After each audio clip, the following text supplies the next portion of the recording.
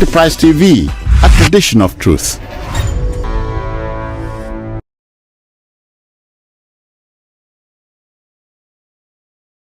Yes, the CJN of Nigeria is empowered by the Constitution, as the 1999 Constitution has amended, to oversee the legal profession in its totality. What I mean by that is that he is the head of all the judges in the country. So he's the #1 judicial officer of the country. When I say judicial officer, I mean that he is to the judiciary what the president is to the executive. Now he is to the judiciary what the Senate president is to Senate. Okay, so as the #1 man there, his responsibility under the law is to ensure that you have a judiciary that upholds the rule of law. You understand? You have a judiciary that upholds the rule of law, a judiciary that is deployed to ensure that justice is delivered. But the essence of the judiciary is to procure justice, or to create a dispensation of justice in the country. That is why the judiciary exists, and its function is to oversee that, is to ensure that the courts are properly working, is to ensure that erring judges are disciplined, because he's the head of the NJC, and is to ensure that there is no clog in the wheel of progress in the judiciary. He is appointed by the president. Okay, the powers of the president under Section 130 of the Constitution includes that he appoints the CJN. The CJN in turn is also empowered by the Constitution to administer the judicial sector of the country, to ensure that all the courts have necessary facility to work, the judges are properly trained, retrained, and deployed to courts. They are disciplined when necessary. They keep to their targets. It's a constitutional matter that once there's an adoption of written address, in 90 days, a judge must deliver judgment. Through the NJC being overseen by the CJN, that must be ensured. So his function is just to keep the judiciary running administratively, constitutionally, and all the powers and ancillary powers it derives from the Constitution, they are enhanced.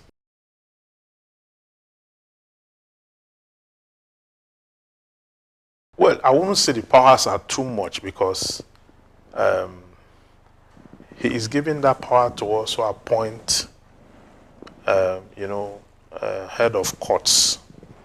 What I mean by each court now have its own head. I mean, a judge that oversee, like an administrative judge or a chief judge, call it chief judge. Each court has its own CJ that manages it. So not like the CJN jumps from court to court to go and check what's going on in all courts. No. We have a CJ, a chief judge, and then you have administrative judges that work with him. If you go to some court, there are some judges that they don't sit in a regular court. They undertake administrative issues. You understand? There are arguments that these powers are too much, because he's the head of the NJC, he's the head of the life bencher, he's the head of almost all the judicial sub-units. And by being so, it is said that power corrupt and absolute power corrupt absolute.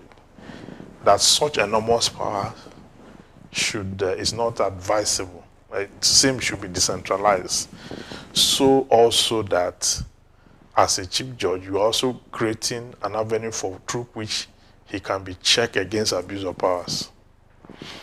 You remember not too long ago, there were allegations against the former CJN on how that because of the use of diesel, he made restrictions for some of the judges who, after sitting, will retire to their various chambers to write judgment and to do research, and they will have a power outage by 4. So a lot of criticism came upon the CJN then, the former CJN then, that he was high-handed, he was power drunk, and all this stem from conversations like this. It's a natural propensity of man that when too much power is entrusted in one person, it's either he abuses it, or he becomes reckless, or he finds himself becoming high-handed, especially when such person is not trained and disciplined in leadership. Because academic qualification and experience and years put into the practice is what elevates you to that level. It's not about undertaking leadership training or acquiring leadership certificate from. That is not what determines you. So the tendency that you can get there and not know how to lead proper is there. The proclivity is there. So I do not want to shove that conversation away, because it's going to linger for a very long time, as long as so much power is concentrated in one person. You are going to have that. But that is also the reason why we have what they call separation of powers. Under the law, we have that check and balance, except that our democracy has placed so much restriction on the exercise of those powers by human conduct. What I mean is that ordinarily, from what we learned in the books, you are supposed to have the functions of the legislature, the executive, and the judiciary distinct. And each arm have a way of checking the other. The judiciary have a tool. We call it judicial review. The act of the executive and the legislature, when they go against the Constitution, the matter is taken to the judiciary for review. Just like when the CBN was acting out, with the Naira notes, that is the executive. The CBN is the executive truly, because the president appoints the CBN governor, and so whatever act and conduct or policies of the CBN are deemed as the act of the executive. So when they were acting out, some states went to the court to seek judicial review, because that is the only way to check the excessive use or the excessive deploration of the powers of the executive when they become so reckless and they're out of bounds. So the judiciary will now make a pronouncement based on the law to balance them. Now, when you look at the judiciary too is checked by the president, because the president appoints. So you can check by sanction or sack. The legislature check the executive by reviewing executive bills, reviewing approvals for finance, and by section 88 and 89 of the 1999 Constitution that talks about oversight. So those are the checks and balances. Now, these checks and balances, if you don't have a proper government with enough injection of opposition party forming the government, you will see that those lines will be blurred, completely blurred. That is why the 8th Assembly under Saraki, we saw the semblance of separation of power and the checks therein. It was clear. But each time you have a deluge or influx of one political party winning everything, the lines for check are completely blurred. The current National Assembly, there was a time that Akpabio was speaking like the PA of the president. To date, you cannot see the line. You can't find that line where there is a serious check from the. So those check and balances and this issue we're talking about, the powers of the CJN, when you juxtapose it, you find that What will make it effective? What will make it effective is where we have a government that is functioning optimally. Because when he begins to go out of caution, there is an institution that checks him. Not within the judiciary, outside the judiciary.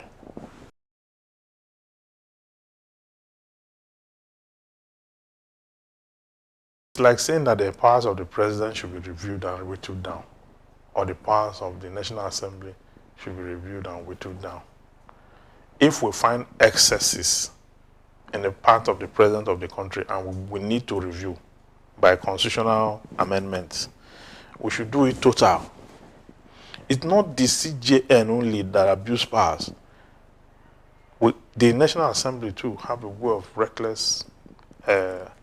The president too have that. You know, the president is checked by what we call the power of impeachment, which is hardly deployed by the National Assembly. Even under that assembly I mentioned, it was another assembly that the president brought to Kano jet without clearance. That power was hardly exercised at the center.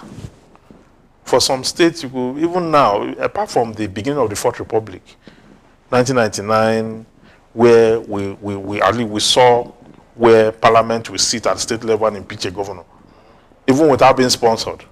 You understand? Democracy had some level of weight then.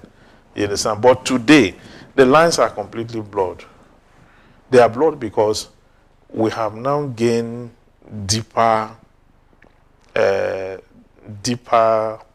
deeply into democracy, and now people are now relaxed. An average parliamentarian that represents a constituency does not hear from his constituency throughout his tenure.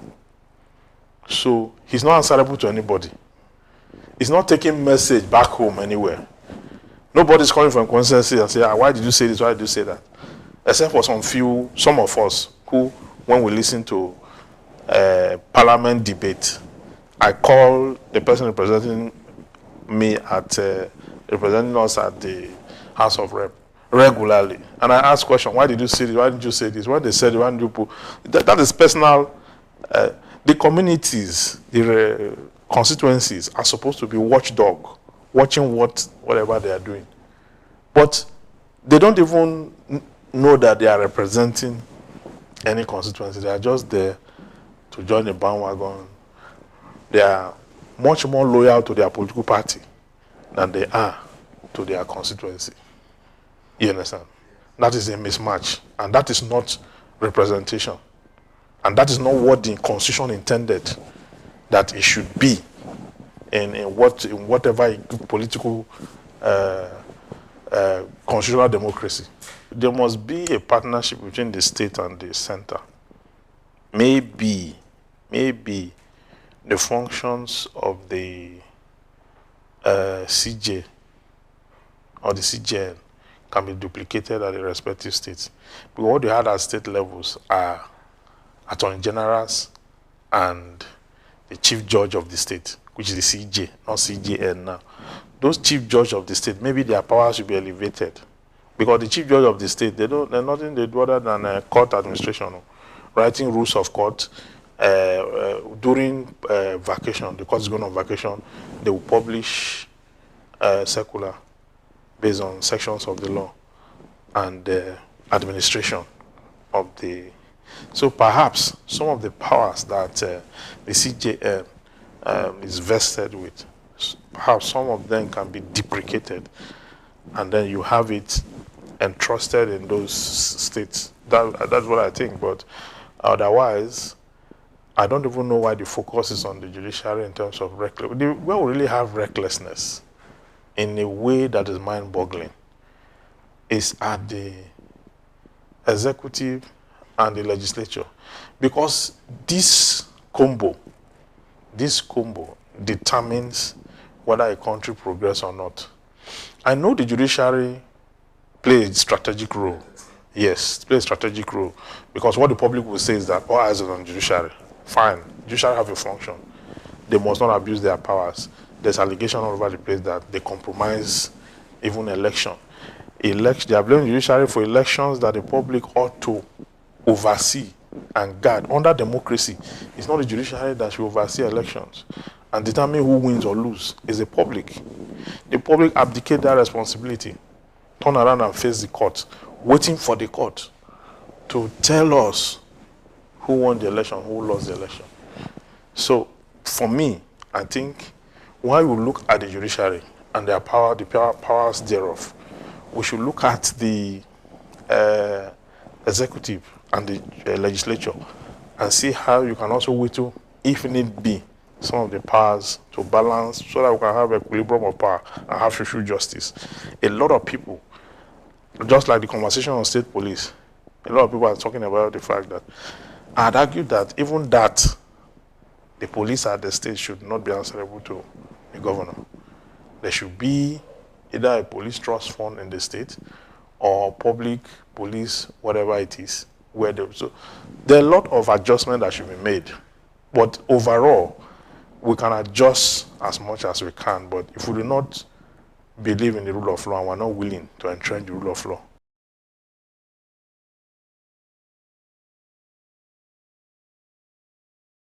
you want to have too many persons wielding the powers. Is that also a solution?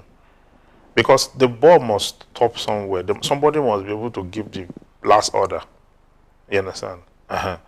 Not like different courts have respective powers too.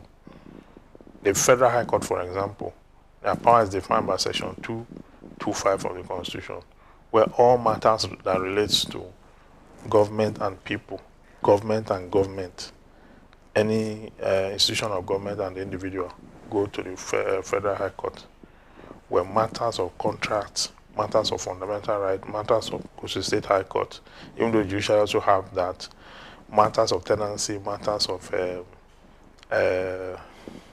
public discipline and all that goes to the magistrate court.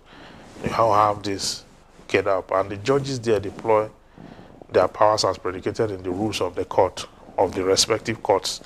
It's just at the center, just like, it's like you are saying we should have, if you are saying we should take more powers and bestow on more persons, you are saying like we should have, the Senate President should not be the Senate President in its totality.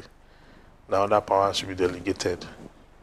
You understand? One thing you must bear in mind is that the President is elected. The legislature, all of them are elected. They have mandate. The CJN is not elected. It does not even have the mandate of the people.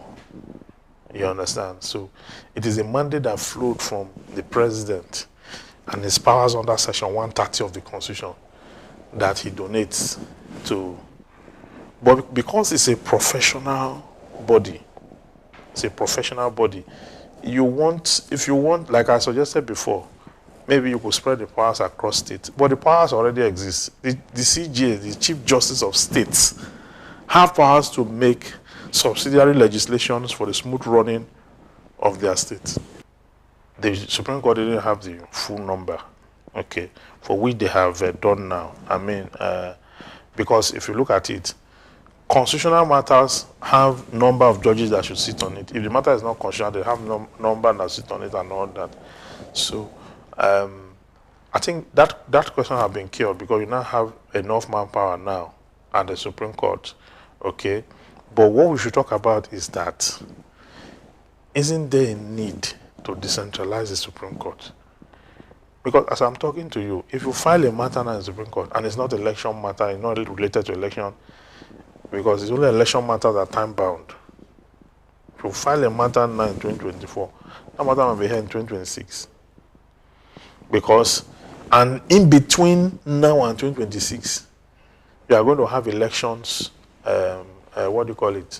off-cycle elections, that will go to tribunal, will go to the Supreme Court. When those matters come up, all other matters will be kept at abeyance. Just like they have in the United States. See how the United States judiciary is. You can be a magistrate, and at the magistrate level, you can rise to the highest level of magistracy. Just like saying you rise from magistrate grade to the highest level and be fulfilled at that level of court. You can be a high court judge and rise from there. But here, you are a magistrate, you want to get elevated, you are elevated to the high court. From the high court, that's the state level. Magistrate and high court at state level. From there, you are so industrious and you are able to apply, you get to the Court of Appeal, you are taken over by the federal government. From the Court of Appeal, you get to the Supreme Court. You understand? In the US, magistrate, and they don't have a centralized Supreme Court in the US. Every state have its own Supreme Court. You understand? So you see, because of this, we are having congestion at the Supreme Court because of this thing about centralization. We centralize everything, almost everything. You can imagine a country of this size with this number of states.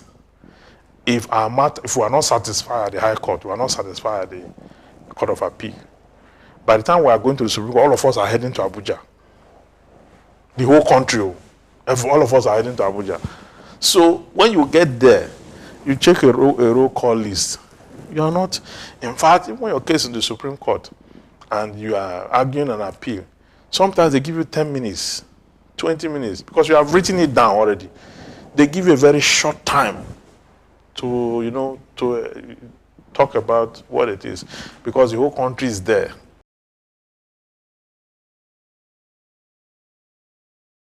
Yeah, that is, I mean, you see, let me tell you, there's something, during the election petition, when they were exercising judiciary, I made that recommendation that the public should be drawn into the judiciary.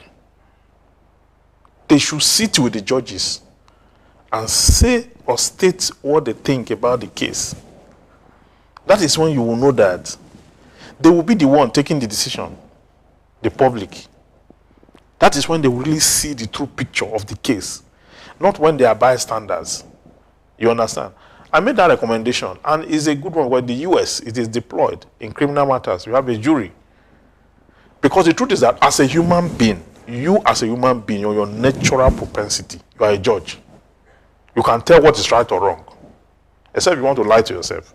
You can tell what is right or wrong. The only thing you may not know procedures of court. But you know when somebody is at fault. Listen to people. So we are all judges in a manner of speaking. People who have been able to get a certain level of education, even without, basic education, they can be drawn. And you know what? We have that provision in our laws, just that it's not utilized. But it's restricted to lawyers who can apply to be amicus curiae. We call it amicus curiae. When a court is sitting on a matter and you have interest, you feel that you have something to contribute, you can apply to the court that you want to be an amicus curiae, a friend of the court. You understand? And the court will allow you to write your own brief and file on the case. And they will look at it in determining when they are written judgment, they will reference your brief. Because it will help the court to reach a decision. If we have to talk about justice in the scientific sense of it, what we call justice cannot lie in the head of one man. It can't. That is why when it's constitutional matter in the Supreme Court, they sit 7. And each person will go and write their judgment. And when they come to deliver, is by vote. How many persons agree to one side? The number of persons that will determine. If it's not going to lead to conflict. Because for that of the judges is defined. I am writing my own judgment. I have nothing to do with yours. I'm doing my research, you are doing your own. You are writing your own, I'm writing my own. Okay? When we are done, sometimes when they are done, and you read one judgment, you read the other, you find out that sometimes, because of the trace of law and the fact of the case, you see a judge citing authority where he never consulted another judge. That one is also citing the same authority in a particular place of fact because of precedents. Because the truth is that you can either be a positivist, a naturalist, or the rest of the schools of thought we have. In the case of the Spelutian explorers in jurisprudence, that is where we got the human concept of justice.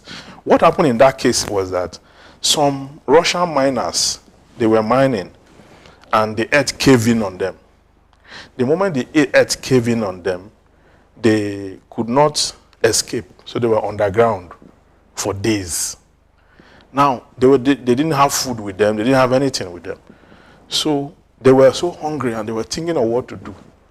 One of them now suggested that, we have nothing to do. We are all going to die. Let's utilize whatever it is we have. Let's cast lot. We'll cast lot. Anybody the Lord falls on, they will kill that person and every other person will eat from that person. So the guy that suggested it casted the lot and it fell on him. And he was killed. And they ate him up. And when they were finally rescued, and the story was told, they now charged all of them before the court for murder. The first judge looked at the case and said, no, it is unjust to charge the survivors for murder because they were caved in under the earth. And in that circumstance, the laws of the earth cannot apply under subterranean condition because they have been cut off from the jurisdiction of the earth. They've gone underground. So if you then apply the laws of the earth, you cannot apply the laws under the waters on the earth. You cannot apply the laws in the air on the earth. So you apply so he argued as a naturalist, completely down positivist. You understand? Argued that no, that under every condition of man as created by God, everyone who kills another is guilty of an act of criminality called murder. It does not matter the circumstance, or it does not matter what it is, that even at the point of death, humanity must be preserved. And that if we say people should kill or commit crime because they are under emergency situation, then we are aiding and abetting criminality. That's he argued. Once you are reading it, it will be as if you are on a journey. As you are reading, you are discovering the one you believe in. You are discovering yourself as to whether you are a naturalist, a positivist, or whichever school you belong to. That is what it is. So what you call justice in the long run, I'm trying to illustrate, does not lie in the head of one man. That is why the Supreme Court should not err. When the public go around and say, Peter Obi is this is it. It's not at that level. They left the tribunal. Or tribunal, they went to the Court of Appeal. From the Court of Appeal, they went to the Supreme Court. At the Supreme Court level, it's not just, a tribunal is 3. The panel is 3. When you get to the Court of Appeal, 3. Okay? When you get to the Supreme Court, you deploy more. You have 7. Okay? So, at that level, you cannot tell me anything that all of them conspired. You did not prove your case. Not prove your case. You say, go. We know that there was malpractice during the election. We know that. But please prove it to the court with particulars. Not like we don't know, but the court will not descend to the arena of conflict to help you join the bandwagon to go and sort out how they stole your vote. The court is not interested. What the court wants is just give me evidence. I believe you. But can I have the evidence? That's all. If you're unable to do it, the public will now say the judiciary has collected money. So this is deeper than what we...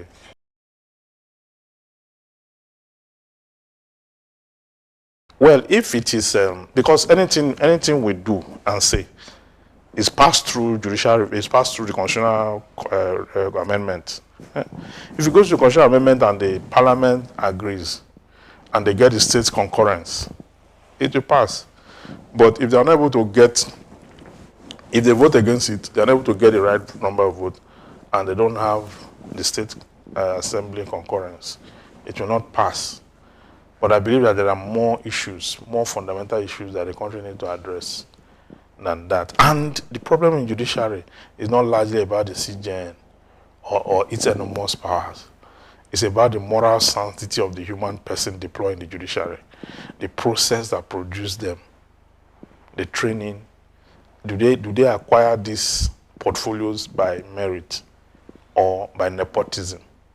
You cannot have a nepotistic appointment process and expect a clean judiciary that will function like the master of roles, Lord Denning.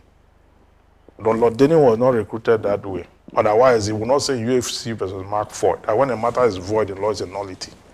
As you cannot put something on nothing and expect it to stand. The judiciary will not succeed in the manner it is going when the entry level is tainted by people who have no passion for the job, people who are out of job or could not find anything to do, people who are closely related to judges, judges deploying their children. The judiciary will lose its virginity. It will lose its fidelity completely until you allow the process to run by the people who have the morals, uprightness, and those who are committed with passion to the job. Thank you very much. You're welcome.